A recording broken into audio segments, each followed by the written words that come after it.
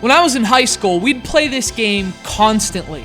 We'd head over to Marino's house after school for our Nintendo 64 nights, and when we needed a break from Bond, we'd throw in Mario Kart 64 and love every second of it. This game used to be awesome, I'm sure of it. So why is it suddenly not so awesome? Released to the Nintendo 64 in 1996, Mario Kart 64 is a sequel to the original Super Mario Kart, as well as the game that solidified Mario Kart as one of Nintendo's top-tier franchises moving forward. Dropping its proverbial checkered flag just a few months after the 64's launch, it was an early staple for a console that would be defined by multiplayer classics. In 1997, this game was a revelation. In 2010, it's just upsetting. Now maybe I've just been spoiled by its successors, or maybe I'm just not as good as I used to be. Whatever the case, once you dust off the nostalgia and put Mario Kart 64 back into your 64 cartridge slot, prepare to have those fond memories jarred by a heavy dose of loose steering, wobbly drifting reality. Now, don't get me wrong, the tires aren't completely bald in Mario Kart 64.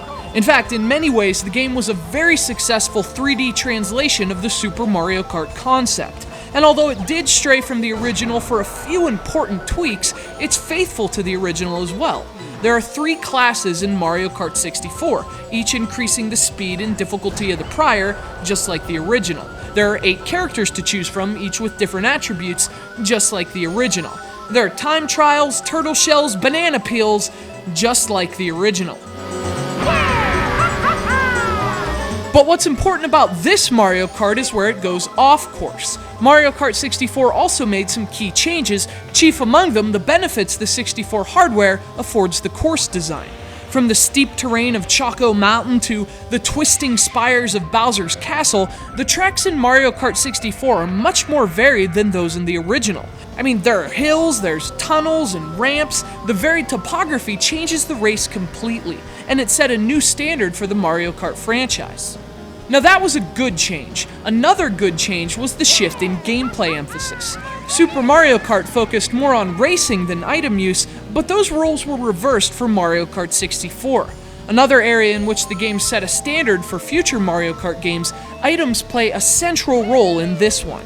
In fact, it makes Super Mario Kart play like a game of finesse racing in comparison, but unlike newer Mario Karts, it didn't go too far either. Mario Kart 64 firmly established Mario Kart as a racer tilted more toward party game than serious racer, and really, that's how it should be. Well, you know, minus the blue shell. So obviously, Mario Kart 64 did a lot of things right. Frankly, it did more things right than it did wrong, and given how much it influenced the games that would follow it, it almost feels like this was the origin of the series in hindsight. But as I mentioned, to me, this is a disappointing game to revisit, and I base that solely on the game's controls. Now, unlike the sharp steering we've become accustomed to in more recent Mario Kart games, everything feels loose and almost floaty in Mario Kart 64. And honestly, I don't remember noticing this in 1997, so maybe I'm just a little rusty. But for me, the game's looseness totally ruined my trip down memory lane. In fact, it just made me want to play Double Dash instead.